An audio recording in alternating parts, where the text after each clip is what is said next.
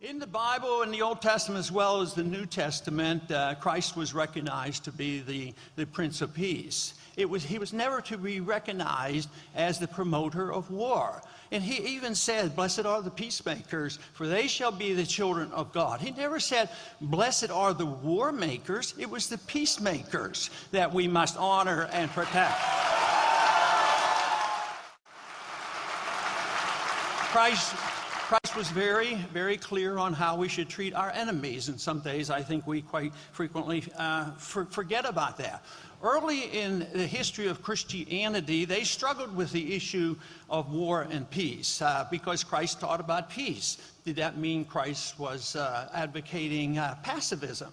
The early church struggled with this and came to the conclusion, at least in those early years, that Christ was not a pacifist, but he was not a war promoter. And this is when they came up with the just war principles, saying, yes, war could be necessary, but only under dire circumstances, and it should be done with great caution. All other efforts should be exhausted before we go to war, and always under the proper authority. And today, I think the proper authority is not the UN or the NATO forces that take us to war. There were great dreams by Isaiah in the Old Testament about the time that would come when the swords would be bent into plowshares and spears into pruning forks. The dream of ending the wars and to the point where peace is prosperous. And I have come to a strong conviction that one of the most greatest threats to the family is war. It undermines the family.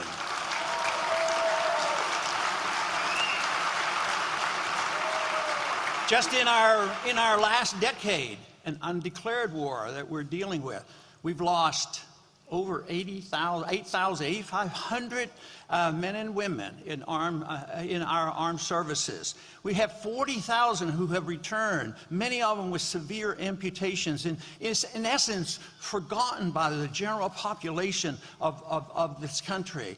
We have literally hundreds of thousands begging and pleading for help. I talked to a young man the other day, and he was telling me about losing all his buddies and his frustration with the war and not having a goal to winning the war and not knowing what would end. And yet, his conclusion was, almost in tears, he said to me, he says, "I lost my buddies over there, but now I'm losing many of them to suicide."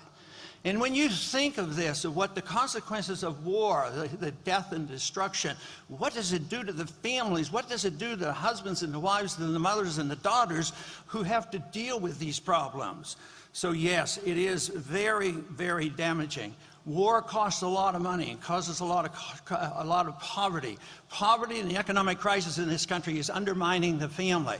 But $4 trillion of debt has been added in the last 10 years to fight a war that seems to have no end. Wars generally lead to inflation, the destruction of money. We don't honor the biblical principles of honest money.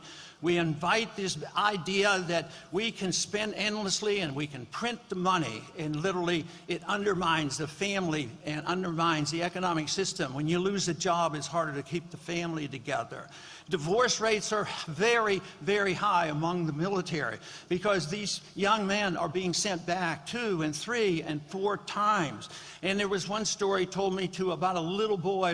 He was 10 years old, and his dad was getting ready to go back again. He was screaming, "I hate you, Daddy. I hate you, Daddy," because he was leaving him.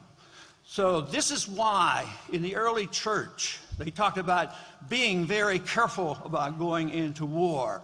And also to be thinking about the admonition that peace is far superior to war. That should be our goal.